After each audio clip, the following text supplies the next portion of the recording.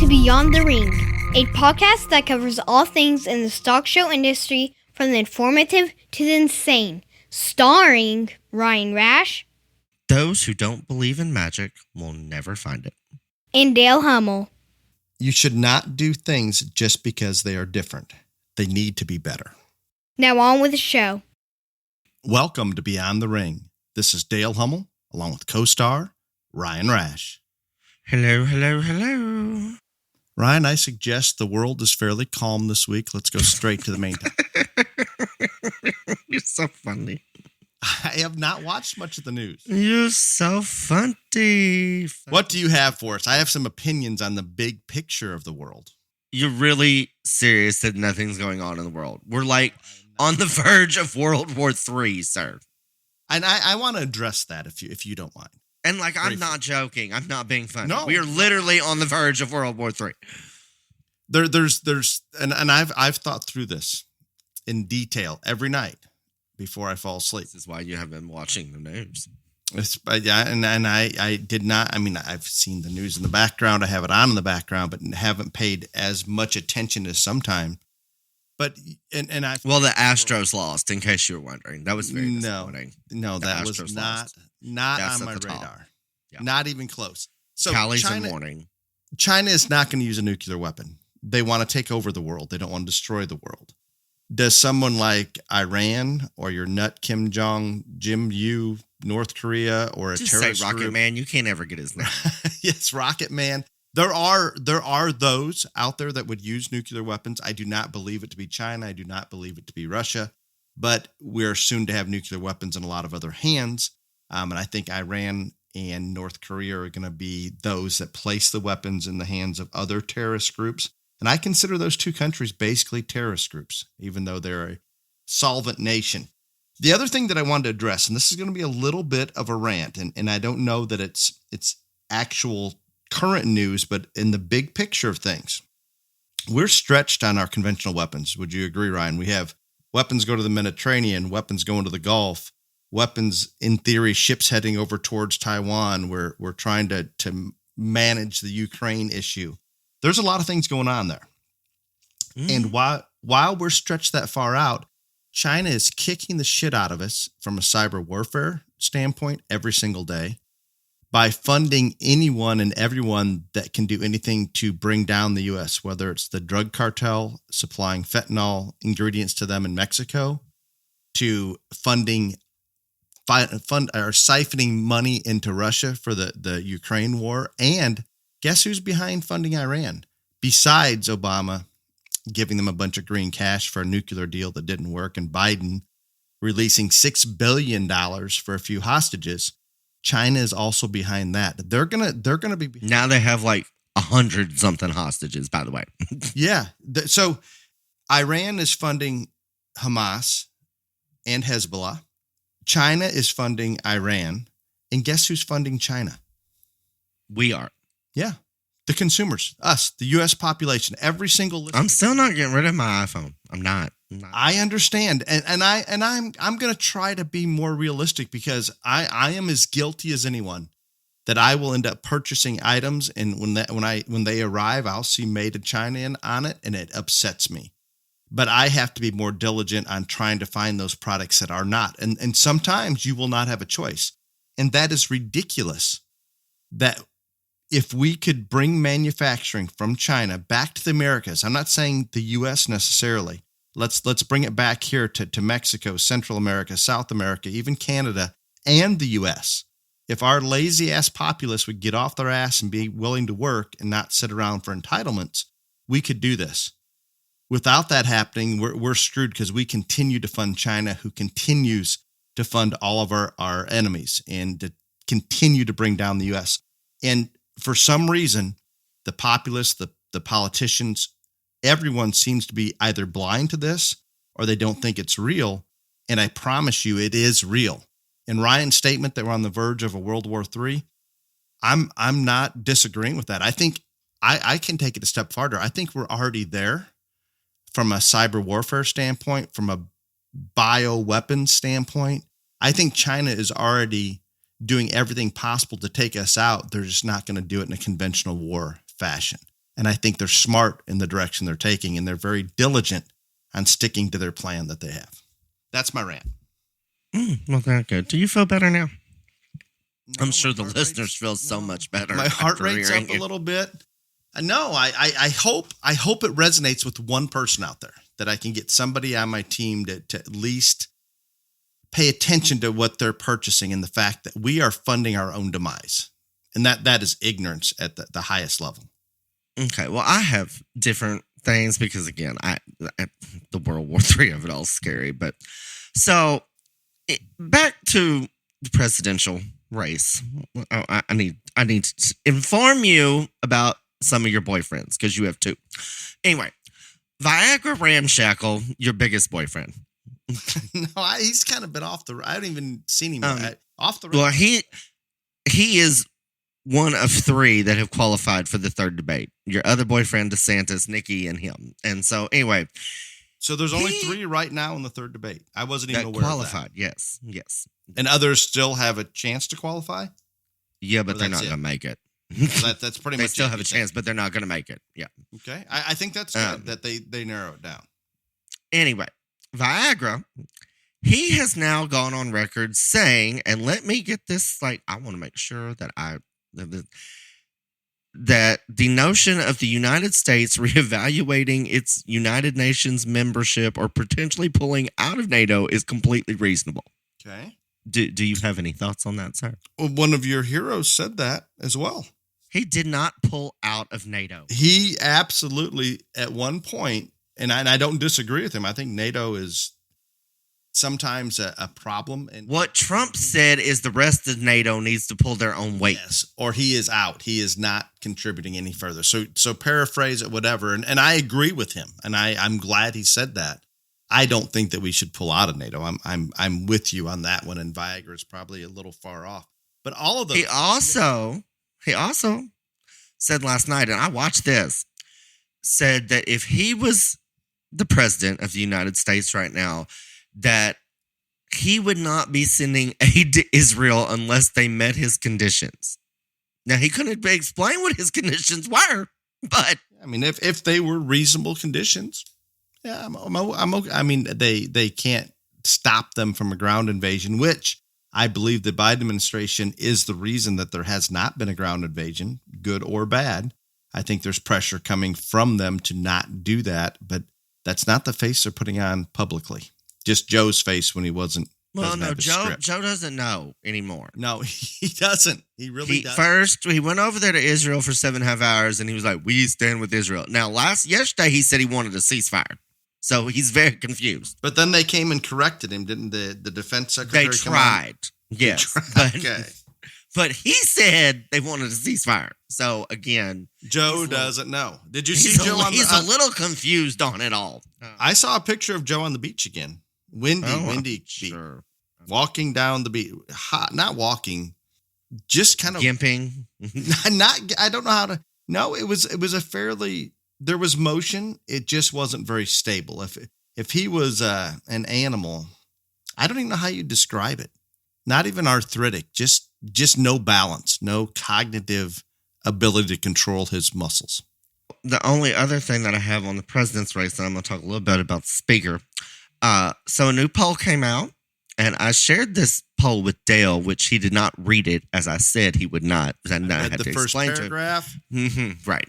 So new poll came out. I believe it was the New York Post. So again, this is not Trump territory at all. And in a three-way race with Trump, Biden, and independent Mr. RFK Jr., Trump is winning at 39%. Joe has 33%, and miraculously, RFK, I think, was at 20. That doesn't surprise me at all. I think it's a perfect storm for him. And then 9% or something, I remember 9% said they were unsure. But then they asked the 9%, if you had to make a choice today, who would it be? 47% of the 9% that were unsure chose Trump. What if RFK pulls out? Where was the head-to-head? RFK's not pulling out. He announced his bid. What if it was head-to-head? I assume Trump still wins against Biden. In that poll, yes, but it was by a smaller percentage, right? But anyway, I guess I was just pointing out the fact I believe RFK helps Trump get to the presidency. I can't believe that RFK is at 20% in a national deal. And again, I am like, how can you not believe that? Look at the mess. Look, the Republican Party cannot even put a speaker in place. Oh, I don't even want to talk about those idiots. The Democrats have got incognitive Joe running. Why would you not, as somebody that doesn't live, breathe politics, you look in it from the outside, why would you want either party right now? No, you probably shouldn't, but there has not been a third-party candidate gathered this much support since Ross Perot, and I don't even think he got that high. Think he had the most in recent history, but he wasn't this high. I don't believe either. He wasn't even close, I don't think. Good for RFK. But you know what? And I don't know that he'll follow through on what he says, but he appears to be pretty stubborn about things and pretty independent in his thinking. And you've kind of been a fan of him from the beginning. Once you figured out who he was. There for a while, you didn't know he existed. But yes, and I think he speaks to a large portion of the population. Do I want him as the next president? Absolutely not. I think we desperately need Trump or a very strong conservative in there. However, I would take him 100-fold before Biden or any of the others that they would try to push in. If he actually would do what he says he wants to do, I would be perfectly fine with him being the president. My problem is that he is now not, the Democrats never accepted him, but now he's completely alienated them by running as an independent and potentially taking voters away from the Democratic Party. And so I just think that it would be very hard for him to be effective in his position. And I think it's going to be hard for him to get much more of the vote when the populace is not exposed to him. They will not allow him on a debate stage. I don't think there'll be they're not going to have debates. Debate. Yeah, I don't think they can't allow Joe to get up there. They can't. They're not having debates. No. So would there be a chance that Trump would debate RFK without Joe? Maybe. I don't know if that's a smart thing to do because you're going to beat up on each other and Joe's sitting out there. I don't know. Yeah, I don't know either. But I'm with you. They're not going to let Joe on. They will not let Joe on stage. They will not. And I'm going to be honest, that is partially Trump's fault for not participating in the Republican debate. That gave him the window. He skipped all these debates so Joe can now say, well, I don't have to debate you either. I've already done it. But so I'm going to assume Trump is not considering the third debate. I have no. He is already he's planning a rally in Florida. So these events or rallies that he's planned during the debates, I don't know that they've gotten a lot of traction. No, they haven't. Not with the national media. I'm not saying at the event itself it wasn't good, but that's irrelevant. It'll be interesting if it is just Viagra and DeSantis and Nikki Haley in the third debate. I think that will be interesting because they will get a lot more time to, answer questions, speak their views, all this other stuff. I personally think Nikki Haley will mop the floor with both of them. I think if she comes across a little more pleasant, she will. And I think DeSantis will be probably hurt himself. For Viagra. He does not need that much time to talk at all. No, I think he'll come across, he will speak well, but what comes out of his mouth will offend people. But and DeSantis will just look like a person that has no personality. No. And then the speaker race, for all you people that griped about the speaker race, well, we talked about the speaker race last week and it didn't work. So here we are. This is embarrassing. They kicked Jim Jordan out because he's too conservative, too intelligent, stands his ground. What other reasons were there? I am very, very, very sad that Jim Jordan did not get elected speaker because I thought if he got elected speaker and he did a good job, that would be the perfect platform to parallel him into the presidential race in 2028. It's very sad that he didn't. I'm a big Jim Jordan fan, but he didn't get the votes, so they kicked him out. And now we have 9 people running for speaker. This is really sad. So those that are holding out, those that originally ousted our former speaker, I appreciate independent thinking and I support that. And I am as big a proponent of it as anyone. However, when we go beyond closed doors or behind closed doors, and we take a vote as a Republican Party, those in the House of Representatives as a unified Republican Party, and whatever candidate, even though they do not get all of their votes, comes out on top, Ryan, there is no excuse at this point for anyone that sways away from that. There just is not. You can't justify it for the betterment of the country in any manner. There is no explanation. Yeah, and I guess they had another whatever this morning between the 9 candidates, and Tom Emmer has emerged as the winner. And Tom Emmer. From Please Minnesota. help me. Please help me with this one. All I understand is he was the majority whip at some point, maybe right now, I don't know, but he did not come close to having a majority. But again, there was 9 people running. My problem is we've had this meeting twice before. We had this meeting, they voted for Scalise, and then they said, no, we're not going to vote for you. Then we had this meeting and we voted for Jordan.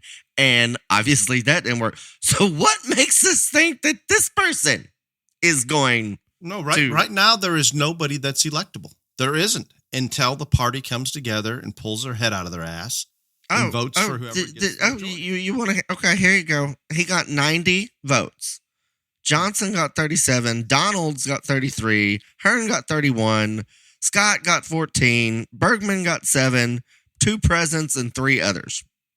You see, and I don't even know, I don't know much about those names you just read off for the most part. Okay, and I have Donalds, nothing for or against them. I don't yeah. know them. So Donalds is from Florida, I'm pretty sure, and he's in his first term. I mean, I like him, but this is a mess. So again, I don't see this going anywhere. I think the best idea that I heard, and it didn't get any traction, was to bring Newt Gingrich back and let him be speaker. I was all. I think I would be all in on that, and they maybe I don't think I don't think there's anybody that's electable. There is. So we're just not going to have Congress anymore. Bye. I think this is suicide for the Republican Party. Oh yeah, yeah. I mean, again, the Democrats are going to use this against them, so we won't have a majority the next time. It will not. But no, they will, and I haven't been watching the liberal media, but I'm sure they're all over this. Oh yes, yeah. Looks like a bunch of idiots, but anyway, that. And you know what? I can't even disagree with them on that. Oh, I'm not defending them at all. This is dumb. I mean, again, it was bad enough in January when it took 15 rounds of voting to get McCarty in. This is even worse than that, because at least they stayed with the same person and fought it out till it was over. This is just absolute insanity. What's going on right now? So how many voted McCarty out? How many had to jump ship to get him out? Was there 8? 8 Republicans voted to oust him. Yes. Okay. So here's a thought, and I think I heard this somewhere on the news. What about a full circle coming back to McCarty going in, and those 8 trying to redeem themselves for being such idiots and putting ourselves in this position that enough of them would actually vote for McCarty now to get back in, because what they've accomplished is political suicide for the party. I do not give a shit who they pick at this point, because my pick was Jordan and he's out.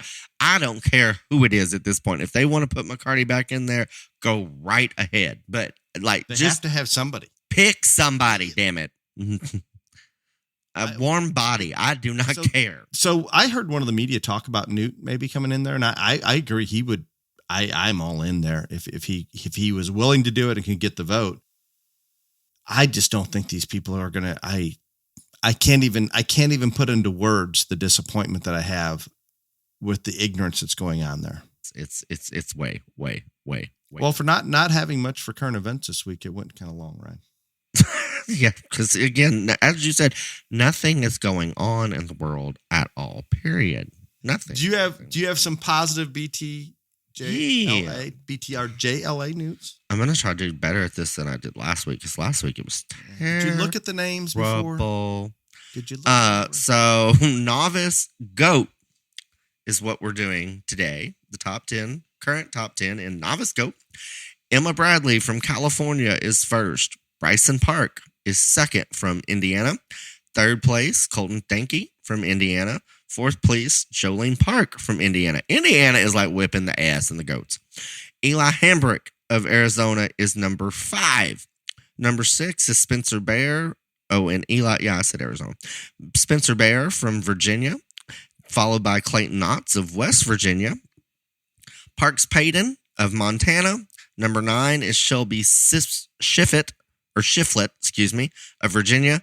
And number 10 is Laken Piper of West Virginia. So congratulations to those kids who are currently the top 10 in the novice goat standings. I would like to thank our corporate sponsor for the last 2 years and one of Dale's favorite products and people, Showcoat, for being a very valued BTR JLA sponsor for the past 2 years. Champion approved for years. Showcoat manufactures the best award-winning livestock grooming products for show cattle, goats, horses, sheep, and swine. No matter where you are in the country, no matter what species you have in the barn, if you're looking for the winning edge, the advanced shag strategy developed by Showcoat Solutions will change your hair growing routine overnight. Step-by-step instructions partnered with free product application videos and game-changing customer service will have you wondering why you haven't tried the highest quality, all-natural products in the industry. Be a bench warmer no more. Invest your time and energy in the regimen for your barn and routine that, with the help of experts. Get real-time feedback and questions answered from the folks who created it. Wait no more. Check out Showcoat Solutions shag strategy products on www.showcoat.com. Thank you, Showcoat. I have 2 points to make. Oh, Jesus.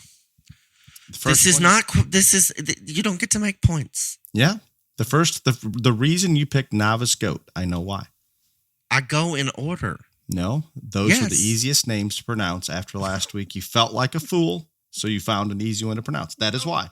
Secondly, I did novice sheep last week. I did novice goat this week. I would like to make a comment about Showcoat. Yes. So there are a lot of families out there that do a phenomenal job in whatever species with skin and hair conditioning. And there's a lot. Please do not offend my sponsors. Well, let me finish. There are a lot of management protocols, different management protocols to accomplish the same end goal. And many of them work. But I can go on record, and we use Showcoat in our barn, in terms of skin and hair conditioning and the ability to train hair and everything positive going towards that look that we want in the show ring. Very simple. I mean, maybe the easiest protocol you could have to use Showcoat every time you get them in the wash rack or up on the stand. That's a no-brainer. I'm not saying there aren't other products out there that can accomplish some similar results, but this is absolute, no question, easy. Okay, with that, I also am a strong believer in ShowFresh H2O as they continue to support this podcast each and every week. If you want a simple solution to increase water consumption while it shows, I strongly encourage you to give ShowFresh H2O a try. This is not snake oil. They do not make outrageous claims. It is simple. ShowFresh H2O neutralizes the chlorine in city water, and the animals are more willing to drink. You can purchase ShowFresh H2O at the local farm store, supply trailer, or at swampfox.com. It is time. Yes. I love the title of this one. I didn't care what you put in as material. The title alone had me. Dale doesn't care what we say as long as it's the title. So can I proclaim that I am racist? We're very well aware. Towards ignorance. Not a color of skin. I don't even know that I'd be considered a homophobe. I'm not considered the with jury's your still out. Sexual preference, color of skin, or anything like that. But ignorance and lazy, I am very prejudiced towards. The title, Common Sense. Ryan, you came up with it. I'll let you lead it. I just think that this to some of y'all, this is going to sound real stupid and simple and all this other stuff. But like, I do think that sometimes we do not use enough common sense when we are at a show. And so I just thought that I and Dale, if he can like focus and throw some things in here every once in a while. Just give a few common sense tips that will not only make your show experience for you and your animal and your family better, but it will make it for a better show atmosphere as well, because it will help things all the way around run smoother. So that's where I was going for this. I think Dale has totally different direction he wants to go. I would like to go to just the whole world, everything common sense. However, I think it's good to stay with the livestock show ring and kind of go that direction. I think that it's very simple. I think everything that we do should be based on common sense. Everything you feed, do, or put into an animal, any effort you put out towards that show animal needs to be done for a purpose. Not because you saw somebody else do it, not because this or that advertisement told you to do it, but rather think through each and everything that you do and think, well, what is the purpose I'm doing this? Whether it's using Show Coat to train the hair and condition the skin, whether it's using Show Fresh H2O to increase water consumption, those two have very clear, defined purposes. Okay, that's easy. When we get into some of the different drench products, we get into some of the different feed supplements and even feeding rations. Sometimes I think we're doing things and we're not even sure how it all works. So if we can't if it's a feeding regime or a supplement, if you don't understand biochemically at some level how this works, not just that if we feed this, you're going to clean the jaw up and give them a bigger ass and give them more body, do 1,000 different things all in one. I promise you it doesn't work that way. So I'm all in on your common sense, and I will keep it livestock show ring based, Ryan. I promise. Mm-hmm. Okay. Well, again, and I'm probably going to jump around a little bit here, but I'm trying to keep this within the confines of a show. And again, not only just to help you, but to help everybody at the show. And one thing, and some of these might be pet peeves of mine, I'll just be honest with you. But again, I think several. When you go to the show and you're there, and especially, it doesn't matter when the check-in time is, but most of these jackpot shows, they let you check in or turn in your weight cards or weigh in or whatever the morning of the show. Why everyone waits to the last 10 minutes to do this is beyond me. I don't. Your animal isn't going to change weight in an hour, or the registration papers for your heifer aren't going to magically change once you get there. So, to help make everything more efficient, just go check in before when it starts, or way before the last 10 minutes, because what you don't understand is, when you and everyone else decide to check in at the last 10 minutes, all of that information has to be entered into the program that these people at the show are using to make class breaks, all this other stuff. And when everybody waits to the end, that delays the process, which delays the show, which means that you're going to be there longer. And it all started because you waited till the bitter end to go check in. When you didn't have to. And personally, this is one of those pet peeves that affects you. Huh? This affects you personally. Oh, but it affects everybody. Yes. It does. You as a judge now don't start on time. I realize that. I said the show doesn't start on time. Everybody has to be there longer. And it's real simple. You can go at the start. You can go at the middle. But everybody piles in the last 10 minutes. And I have just never understood that. And it's a very easy fix. And again, it will help everything start on time, continue on time, if you just change this one little thing. That one little thing. And again, I get at the beginning, probably the line is large, but you can go up there and check. And when the line's gone down, you can go in there and all this other stuff, because the line at the end is going to be large too, because everybody waits till the last minute. So just do it at the start. Again, common sense. I'm in. I think it's very simple, but again, it does not happen that often. Also, everybody, the adage, there is no stupid question, whatever. Everybody's going to have a question for show management at a show. And I get that. Go ask those questions before the show starts, and not when we're in the middle of it. Ask them if there's going to be a lunch break. Ask them, Are we still starting at 10:30? Whatever question you have, whether it's a fitting question, anything, go ask those beforehand. Don't run up there when you're now midway into it and be like, oh, by the way, and these people are trying to run a ring, 2 rings, all this other stuff, whatever. Ask all those questions that you have before. Now, I know that there's going to be things that pop up during the show that may have to be addressed during or asked during there. But there are also a ton of things that you can ask before the show even starts, which would be much better for you, your animal, your kid, and also for show management, because that is when they have the most time to answer said questions. That seems very simple to me, Ryan. Common sense, simple. And I'm a fan. Huge fan. See, Dale is really wanting to go off on a different direction, so he's just going to agree with me on everything. I think these are all good things. There's one thing that bothers me as much as any, and this is maybe not as down to earth, practical, simple, but it should be ring awareness on the exhibitor's part. How often are you going through the motions, Ryan, and that exhibitor doesn't realize that you're looking at the front end or you're coming up to handle and just doesn't get it? I want to take it down to a micro level. Let's think about all those exhibitors, and it's a big class, and you're down on the far end, and the exhibitor is a long ways away from you. You can't see that one. Those kids need to relax a little bit and let that animal chill just a little bit versus going 100% hard all the time, because in the market lamb and goat ring especially, or driving a hog even, they're not going to hold up. They're just not. So let's let them take that break when they can. But it goes back to, Ryan, how many times have we said go up and watch a class or two before you go in the ring? Oh yeah, that's on the list too. But I agree.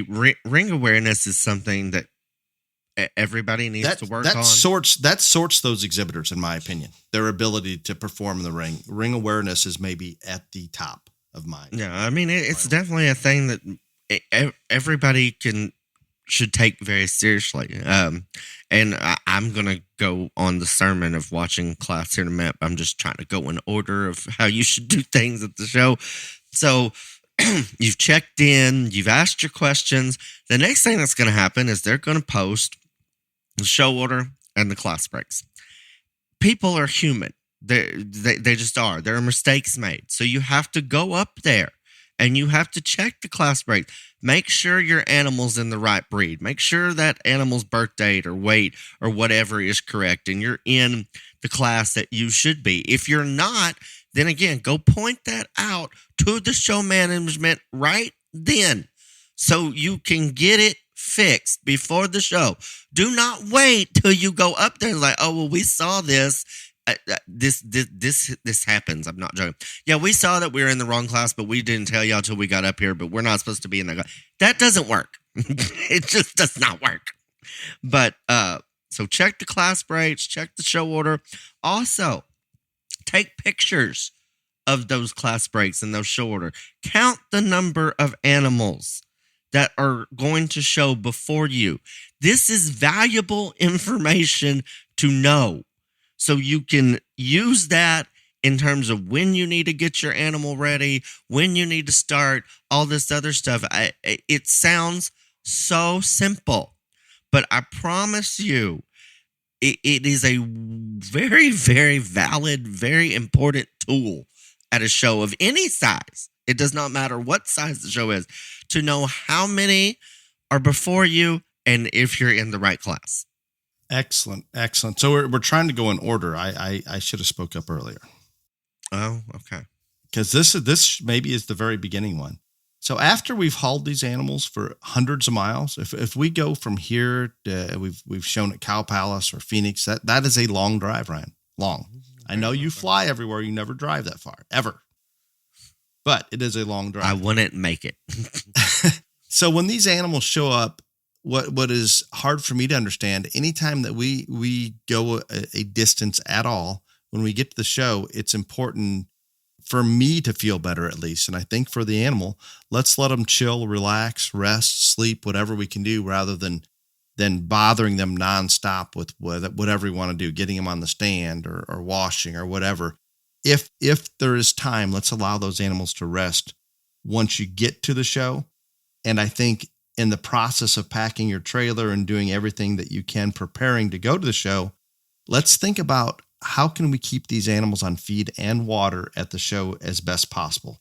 We talked about Show Fresh H2O. We talk about different things, but if we can use the same water bucket from home, if we can use the same feeder, if we can keep everything as similar as we have it at home, would you not assume they're more likely to stay on feed and water? Yes. And how often do you see this done? Not much. No, and there may be some animals that have been hauled enough that they're fine. They're going to be just fine. And I understand that. But in some situations, especially the first few shows or one of those shows that you've targeted as your major show, I just don't understand why we don't do everything physically possible to make that as comfortable of an experience for those animals as we can to better our results. Agreed. So again, now the show, if we're trying to go in order here, now the show's about to begin.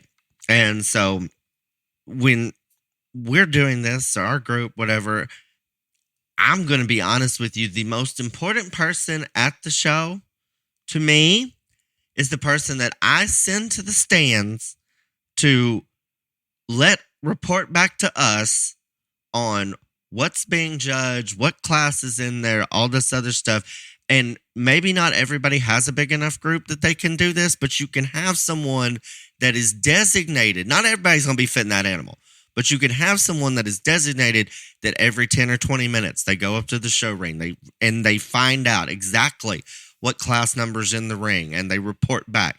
Because let's be honest, people, even the really nice facilities in the world, a lot of times you can't hear the announcements over the loudspeaker. You can't hear them say class 26, last call, all this other stuff. So having someone that it is their designated job to be the one to keep up with, whether they're sitting in the stands or they're going checking, what class is in there and sending that text back to everybody else, that's probably one of the most valuable people on the team, and they don't even know it. No, I agree. I panic without it. I'm running back and forth to look. If you've got that extra person, great. And you know what I really, really appreciate? When there's an app that are updating us via text, or you can check. Love it. Yeah. Those shows that send out text messages saying, class 4 coming to the ring. I think that's great. I do. I think it's wonderful. I think it's very beneficial, very helpful. I will also tell you, and this is probably going to offend people, I still want my own person up there. I understand that. I still want my own person up there that I know is on top of it. Is like, class 16 is in, people. Yeah, and they can kind of time the classes for you, all of the above to figure out where you're at. And I think those text via app or show management, whatever it may be, they make it easier for the exhibitors. I think they allow the show to run much more efficiently because everybody is updated. And I understand sometimes we make those announcements, and even then, if you can hear it decent, sometimes you're going to miss them. And I can't tell you how many times, and I'm always in a panic about getting that animal up to the ring, and I don't want them rushed getting there. I'm a big fan of getting up there just a little bit early rather than walking up as you go into the ring, just to help with the efficiency, help calm me down. Yeah, I don't. The running to the ring at the last minute does not work for me. It just does not. And you can ask anybody that has ever fit on an animal of mine. I will literally be, we need to go. We need to go. We need to go. From the time that they start fitting, even though I know we don't need to go. I'm like, we need to go now. Let's go. Come on. Because I'm exactly on the same page. And I promise you that my daughters, Tara, Katie, and our manager Craig, they get tired of me telling them we've got to. And they all get tired of me too, but we aren't late to the ring. And no, even when I'm saying that, sometimes we're pushing the limit. But we aren't late to the ring. And I know, because fitting is a tedious, very technical, very fine point job they could sit there on that animal another hour and find another little hair to clip or so whatever, all this other stuff. So if you don't have that annoying bitch person, excuse me, going, we need to go, then they're just going to sit back there till you literally pull the animal out of the chute. I mean, that has been my experience. Until someone rips that animal out of the chute, they're never going to be done. Especially if they're very, very good at it. Because again, they can always find something. So I am always the designated person to be mean and to be the jackass at the chute. So, and I wear it with a badge of honor. I'm fine with it. And that advantage you're getting by making it just a little bit different or a little bit more perfect is outweighed by getting there in time and letting that showman relax, getting or the missing animal. the class. Yes, Yeah, all of those things. All of those things. But it is a challenge. Yeah. And you brought up a very valid point, and I think this is probably not done by nearly enough people. Timing the judge. You go up there, they start at 8 o'clock. Class 1 is done at 8:11. You figure out how many animals it was, and then you know how long that judge is taking per animal. And don't just do it off one class. Do it off 3 or 4, whatever you got time to watch, so you can get a much better accurate, because a lot of times a judge is nervous in the first class. They may take longer, they may go quicker, whatever, but when they settle into their groove, that's when you really need to know how long he or she is taking on each animal again, so you can judge when you need to get yours up, when you need to get yours fed, how long it's going to take you. If you will time the judge, and again, I think at the beginning, probably going to be a little off, but if you wait just a little bit till they've settled in on their routine, that is a very, very valuable thing. And I tell people this sometimes, Dale, and they look at me like I'm talking Egyptian. I get it, and it just is, and I know that we always assume all judges are going to be the same speed, and they just aren't, and they are not. Just as bad. Ryan and I are real bad about let's go, let's get them ready, let's get to the ring. Be careful, because I work with some families that are even more so than me, wanting to have them ready and going. There is such a thing as getting them up and getting them ready too early, and this whole timing the judge, whether it's per class, if the classes are of similar size, or per animal, or however you want to do it, at least get a ballpark idea so you can calculate where you're at and know just how long it's going to take you to get that animal's legs washed into the stand, blown out, fit, all of those. Have all that ahead of time so we're not just guessing. But I do want to caution people, let's not get them in the chute or up on the stand too early. We don't want to get them irritated, tired, cramped up, whatever that may be on a negative standpoint.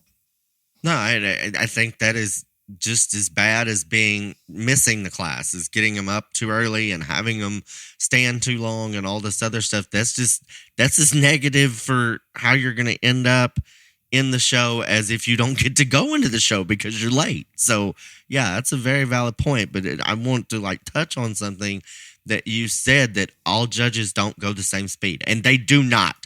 They do not.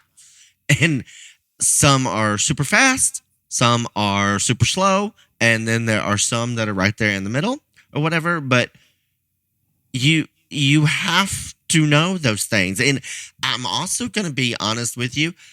A lot of timing the judges also goes into the fact how long it takes for people to get classes in and out of the arena. There have been shows that I have judged that everybody knows I'm super quick. But again, if we're waiting 5 to 10 minutes between each class before we get the next set in there, it doesn't matter how fast you are. So that is part in timing the judge as well, because you have to know how efficiently those classes are coming in and out of the ring. And so it's just super, super important information to have, in my honest opinion. Absolutely. And I think sometimes we forget about that getting in and out of the ring, getting them checked in. And I want to give a shout out. I don't even I apologize, I don't have his name, but the gentleman that was checking in goats at Kansas City. Remember, we talked about a lot of those people are a little bit unfriendly sometimes. Mm-hmm. Others are maybe a little lax and don't get them up to the ring.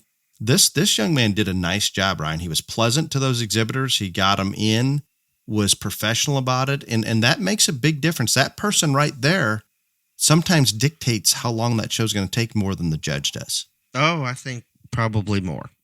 and that's just the reality of it. And I think that is obviously important. And while we're on that topic about timing, shows don't always do this, but please, as soon as you know if you're going to break for between breeds or between divisions or for lunch or whatever it may be, announce that as soon as you possibly can so they can calculate in. I can't tell you how many times I've seen animals up in the stand 90% fit, and all of a sudden they decide, oh, we're going to take a lunch break now.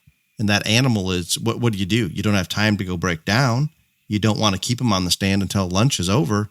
That's an issue. So show managers do your part on announcing those things. And some judges are going to want lunch. Sometimes the show's not going along quick enough that we need to maybe skip lunch. There's a lot of things that come into play on whether you are going to or not going to take a break. And it doesn't matter to the exhibitors as much as it matters.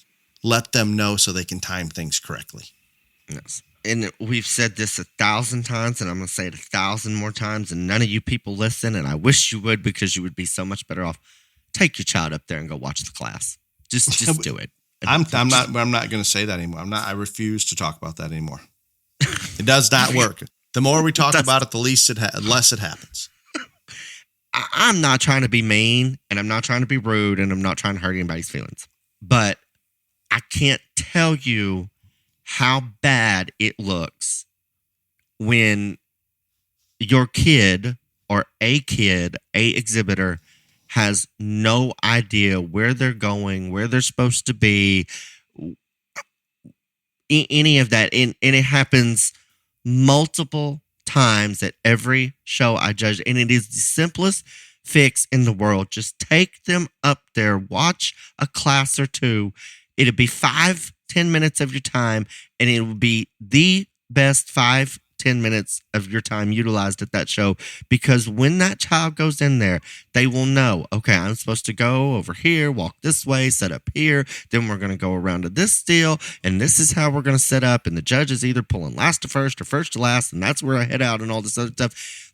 I'm telling you, it matters on multiple levels, because even though I will probably, or maybe Dale will be the only people that tell you the truth on this, no one wants to use the kid that doesn't know what's going on to win.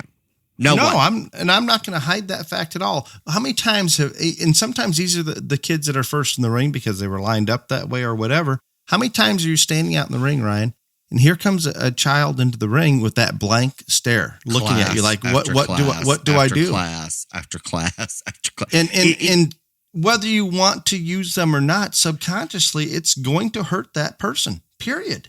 I'm even going to go beyond that. I don't even try to put it in my subconscious. I just given a chance. No, if it's close, and usually there's always a right and wrong, and I will always follow that. But if it's an absolute tie between two of them, the kid that knows what they're doing in the ring and has paid attention is going to get it every single time. Oh, it just is what it is. And this is the simplest fix in the world. And so I do not understand why people don't do this. It just baffles me. Again, we show at every open show in the country every single year, and normally those shows, the lineup is the exact same. And I still, to this day, go and watch to make sure that it is exactly like it has been done for whatever. Just because. And some people pull first to last. Some people pull last to first. If you don't know, it's just, I'm going to shut up. Go take your kid up there. Watch a damn class. So you aren't the person and your kid isn't the person that doesn't know what's going on. That's very simple. I have several questions for you to prove a point, if you don't mind. Go right ahead. And this is gonna address goats, sheep, and pigs maybe more than cattle, but it applies. I guess it can apply to all of them, but more so goats, sheep, and pigs. So Ryan, how many goats, sheep, and pigs do you think get out of their pens at night? Escape, let loose, at whatever. a show? At a show. Lots. Okay, Kansas City this year. I get there fairly Like you early. think I'm joking? I'm not. Lots. No, I've slept in a number of show barns over the year. Not slept, but watched animals. You would be surprised how many get out. I'm not sure that I've ever been to a show where some did not escape every single night, and that seems crazy. Oh, it happens at every show. So we show up at Kansas City show day morning, and there's 3 practice scales, I believe, and I go to get on one of the practice scales that I thought was the most closely attuned with the scale in the ring, and there's 2 lambs in it. How did these 2 lambs unattended? What are they doing in there, you think? They probably got loose and someone put them in there so they wouldn't be wandering around everywhere. Yeah, exactly. I mean, exactly. I can think of every show that I've been to. If I get there early in the morning, there's animals running around, free grazing on whosever feed is out. It's a mess. It just is. So how many people are in the barns late at night doing more than drenching sometimes, Ryan? We don't need to Okay, talk just about answer. that. Are there people? Yes, at every show. Okay. How many people walking through the barns that are disrupting the animals' sleep pattern? We've talked about even the drunk people after the rodeos, have we not? No, that happens at every show. Yeah. Yep. So there is, and I'm not saying it's a complete fix, but there is a simple fix that allows you to check your stock 24/7 Oh God, the cameras. and record everything that happens. And I should have not introduced you to this because you became addicted, I believe, last time. It's not good for me. It's not good for me. It's So, very bad. Very bad. What I'm getting at, people, I don't understand. And again, I'm crazy. I'm not going to hide it. I think differently than most. I'm anal about certain things and maybe care less about others. But it is so simple for me to see the value in a very inexpensive Ring camera that you can set up to put on your pins to make sure that everything's okay at 2 a.m. or midnight or whatever that is. I think about all the time, all the preparation that goes into that. And then we walk away from our animals. And I know they're in a pen and nothing should happen, but there's a percentage that's going to, and it may be accidental, maybe the animal's fault, maybe somebody else's fault or somebody else is screwing with them, whatever that may be. We can at least check on those and go out to the barn if we need to. If we've got one of them's head stuck in a gate, or we notice there's another goat or lamb or pig that's out and it's in front of our pen, keeping ours up. There's so many things that you can adjust by being able to look at your stock 24/7. And they aren't expensive. As long as you have someone like me that will stay up till all the insane hours of the night and text down, be like, "Excuse me, sir." Yeah. You're I believe, and we are not going to mention the show, but there were children swinging on the gates or something that was getting to you. It was not good. It was not good. And then and then you busted my camera and couldn't get back online, and then I was very concerned. It was. Did I tell you what happened there? My ignorance. Pulled the cord out or something. I did not protect the cord from a goat that was able to chew. You did not tell me, but Craig told me, and Craig was very unhappy because he had to patch he was it back enjoying the fact that I was on the guard duty the most. I was on it. So that same Ring camera, you can even use them when you get home. Guess what it's being used for now? Have no idea. It is on a pregnant border collie that is soon to give birth to the very first bush dogs. Oh, the new generation of stock dogs. Yes. Okay. Which I will have puppies available in case anybody's interested here soon. Shameless plugs again. But I wake up every hour at night, and rather than walking to wherever this dog is, it's actually in our garage at this point, I just pick up my phone and I check the camera. And if I didn't do that, I would wake up and walk out there to check on her. We'll put it in the kidding barn. I mean, they're simple. I mean, people have been using barn cameras for years. I guess back to my point, and I apologize, I get off track terribly. It just seems so simple, and it's not that expensive to give yourself a peace of mind to make sure nothing goes wrong, or to at least record something that goes wrong, or try to get out there and fix something that's going wrong. It just seems very simple to me, and I don't think there's a lot of people that are using these Ring cameras. But I promise you, if there's a dozen of those Ring cameras in the barn at night from different families, not only is it going to be checking on your animals, but you're darn sure have a pretty wide vision. and people that are out there late at night that maybe are doing things they shouldn't, they're probably going to have to work a little harder at it or question whether they should be out there at all. So there's a lot of reasons to have them. Picking back up here, we fed our animal. We're about to go to the ring. I think a lot of people do this, and I see it a lot, but I just want to put it out there. Get a water bucket or a bucket of some kind, feed bucket, whatever, and get all the supplies that you think that you need to have in case you got to do a touch-up, whatever, paint, glue, scissors, clippers, whatever it is. Put those in a bucket so you can carry that with you to the ring. Because, again, a lot of times when you're walking in the ring, something may crash into you, all this other stuff. You may find that hair that you didn't find in the trim chute or the stand or whatever. Just have all that stuff up there with you. So when this happens, this incident, you don't have to run all the way back to the stall and get it to fix it. And again, you just leave it up there with you at the ring. Super easy, super simple, common sense thing. And a lot of people do that, but I just wanted to put that out there. I think that's a good idea. And remember to take it back with you and don't leave it at the ring and lose it. Yeah. And Dale will probably have a lecture on this, but the last thing that we do before we head to the ring every single time is we let, and this is another reason why I'm screaming, we need to go, we need to go, we need to go, we need to go, is I want to give that animal time to drink water if they want to. Even if it's just a little, just offer the animal water before you go to the ring. And sometimes they will and sometimes they won't. But again, you got to have enough time where they can, lick around on it, all this other stuff, and decide if they want it. It can't be like a 30-second deal. But I do think it is important to always offer that animal water right before you head to the ring. Nope, I agree with that. And the only exception is some people are pushing the weight card pretty hard. We have to be a little bit careful on that. But in general, there's almost no situation where they're not going to look better with some more water in them.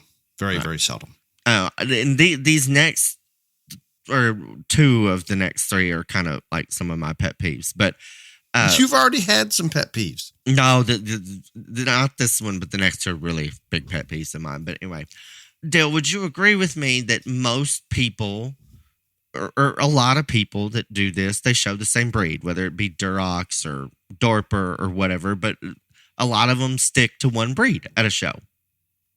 Yes. Okay. That's simple enough. Right. So if you know that you have multiple animals in a breed, and maybe it's not in the same, even if you have two in the same class, that happens sometimes. Before we get up there, let's find somebody and say, hey, do you have a Chester White Hog? And they say, no, I do not have a Chester White Hog. If I need you, could you help me show? Have that lined out already. Because again, trying to find somebody up at the ring, very, very hard to do. Because everybody at the ring has probably got an animal showing. And that is just something simple. Again, maybe you don't need that person. Maybe you won't do as well as you expected, all this other stuff. But in case you need somebody. Some think that's bad karma, predicting that ahead of time. Yeah, Callie, I understand. And you can always say, I may not need you, but if I do, can I count on you? Almost arrogant. Oh, my God. It's not arrogant if you got two in the same class. Fair enough. And I do agree with that. And we seem to scramble sometimes with just that, because we're maybe not prepared, or the person we had in mind maybe has something out there in division or the drive or whatever it may be. But the more forward thinking on that and preparation, the better, without coming across like we are going to win every class and every division, so we need everybody in the barn showing for us. I get it. Now, this is a huge pet peeve of mine, and I'm not going to lie. And I don't understand why you people do this. It makes no sense to me. It drives me crazy. I could be violent. Dale, why is it that when we're leaving the class, why does every daddy, every fitter, everything decide that they're going to halter said child's animal at the exit gate and block everybody else from getting out, allowing that class and those animals to get out and the thing to be cleared so the next class can come in. Why do they do this? Why? We are talking about want to know cattle. why. We are talking about cattle. Sheep, goats, all of them. I don't see it as much. in the sheep and goats. Yes. It happened every class this past weekend. No, don't even start with me. Where were you? It does not matter. And this isn't show management's I fault. see. I don't not understand see why that. the hell people think they need to do this right there. Pull your animal off to the side and then halter it. It drives me insane. Yeah, But I yes, have no. Cattle people do it more than anybody else, but sheep and goat people do it too. Yeah, we don't need to inhibit the Do you flow. not think that's just inconsiderate? I think it is. Yes. Yeah, I mean, you can pull off to the side. It's not a few more steps. I mean, I just do not get it. And I do not understand how they do not see how that is literally blocking the flow of everything from that. And it does not, and it is not just one person in class, it's multiple people in class. Drives me insane. See, I don't notice it as much as you do. I just have to be. I am sure. The when I think reason about you it, don't that know, it's the happening. reason I'm going to tell you why you don't notice it as much as I do, because you are looking at the animals while you're talking them, and I'm looking at the crowd, and normally it's at the exit gate, and I'm seeing all this shit That's go very down. possible. Yes, that is likely. I will only notice if it's disrupting, and sometimes it has been, but to me, only in the cattle. It bothers me. Okay, keep going, and you're gonna have a hard time getting through all these. I'm on my last one. I'm on my last one, but that is something that y'all really don't need to do. It's bad. The other thing, and this is another pet peeve of mine, and again, I don't understand why y'all do this either. But when you're first or second in a class, don't go back to the stall. Be right there, ready to go in the breed champion drive or in the division champion drive. Do not take your animal back to the stall and then be like, okay, we're going to do that. I mean, unless, you're class 2 of 12 in, crossbred sheep or something and you've got time. But otherwise, do not stay there. Be ready, because if you have won a class, the last thing you want a judge to see is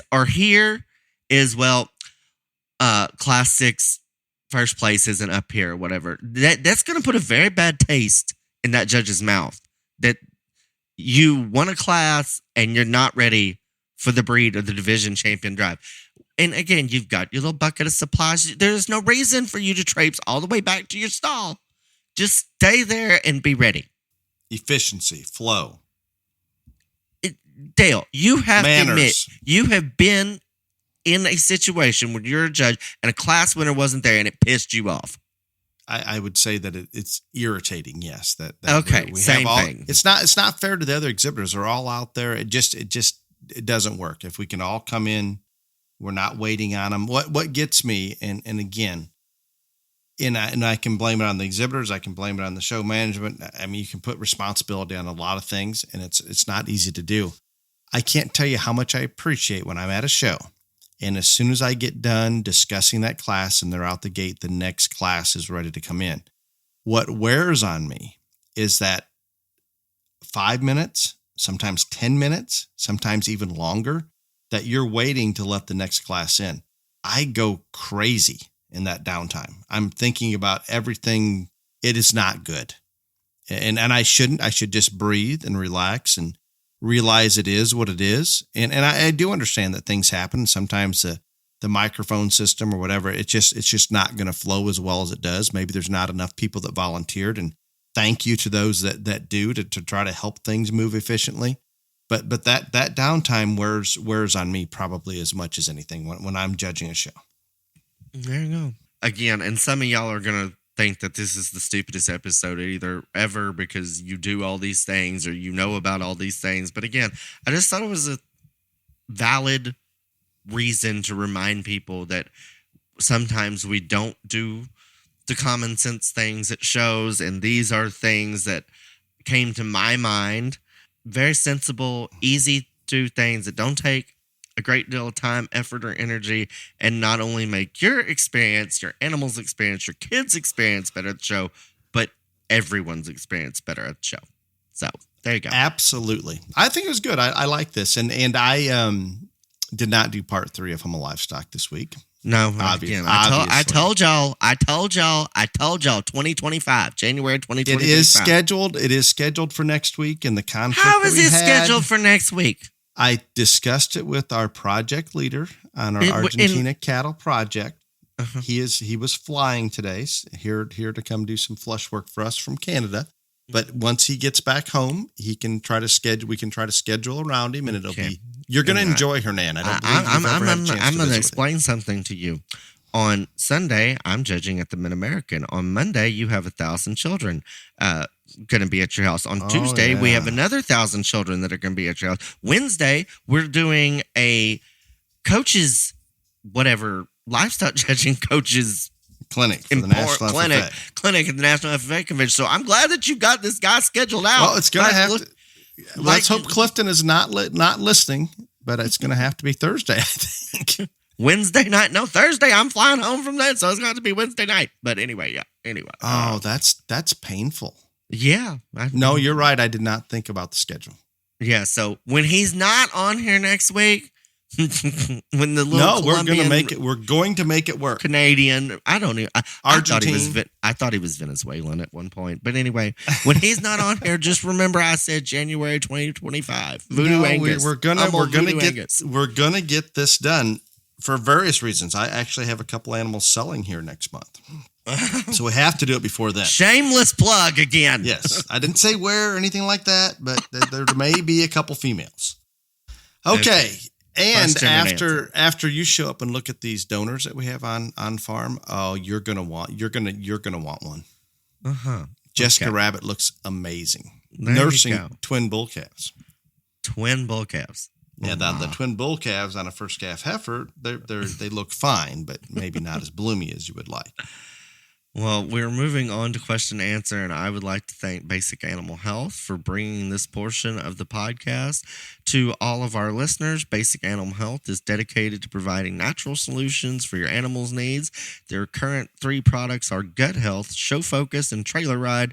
If you go to www.basicanimalhealth.com, and when you purchase their products, at checkout, use the code BTRJLA. We will get a portion of the proceeds from that purchase to help with BTRJLA awards. And again, Tiffany, I say it every week, but I appreciate the text that you sent last week saying that they need to use the code more often, because I agree. So thank you to the Leonard family, Basic Animal Health. First question. And 2 of these 3 questions, I think we maybe already kind of addressed. Oh, God. I should have adjusted as we go, but there's something that I wanted to bring to your attention before we started that I forgot. When I go to Beyond the Ring messages on Facebook, guess 9 out of 10 messages are now on BTRJLA. Yes. Yeah, they're in the wrong place. No, I apologize. On just the Beyond the Ring educational podcast Facebook page, 9 out of 10 messages are now you've violated something. Your page. Oh yeah, what is all that? I don't even. It's just scam trying to get you to click on their link so they can get into your computer. I don't understand it completely, but they've completely taken over Messenger on Facebook. Yes. So I have to dig through a lot of them even to find questions, because there's so much of the spam. Your page is getting shut down and all the above. We have enough problems with it really getting shut down. We don't need the scammers to be bothering us with it. You ain't wrong. Okay, so the first one comes from Dan. I love the podcast. I'm an ag teacher and plan to bring my students to the Hummel Livestock Tour on the 31st. Not the 30th, Ryan, the 31st. That is the day you will be here. Yeah. I heard that Ryan and Dale may be available for podcast questions. Selfies, autographs, about that. Anything. Basically available to take questions, take a picture, give an autograph, anything and everything podcast related. Will this be all day? ? I want to make sure we are there when this is available. So it's a good thing I brought this up, because I would have answered. It is all day. You will be here all day. No. Yes. No. 8 I told you. to 5:30. Yes, that is not all day because I got to get back to the Indianapolis. I got to get back to the Indianapolis of it all and have my Halloween. So yeah, no. Got it. But you can go on record 8 o'clock to 5:30. Yep. Okay, fair enough. That is not, and there will be some that show up later. The number of kids that are coming through that day will be overwhelming, and it looks like the weather is going to get a little chilly that day. So it's going to be challenging getting that many kids through. But we're excited to have FFA chapters come through, and we'll talk about the exotic cats, the goats, the cattle, the podcast, anything you want to maybe talk about a kangaroo or the new bush dog puppies that'll be on the ground. I am going to be very busy. I can't answer anything. I'm going to be very busy with the kangaroo and the kitty cats. So and the puppies and the new puppies. No, I don't like the puppies, but anyway. The next question comes from Jonathan. Ryan, you have used more minor breeds in cattle and hogs than most judges. That's because we don't have breeds in goats, or you would. And sheep, I assume you do, but I'm not aware. Please share your mindset, as few are willing to reach out when there are solid representatives of the major breeds at the show. Fair question. Yeah, really good question too. And again, it is very simple for me. When I pick a supreme of any species, breeding or market, there are 3 criteria that I assess. One is which one looks the very best that day. One, which one would I take home and show and think I could do the most winning with.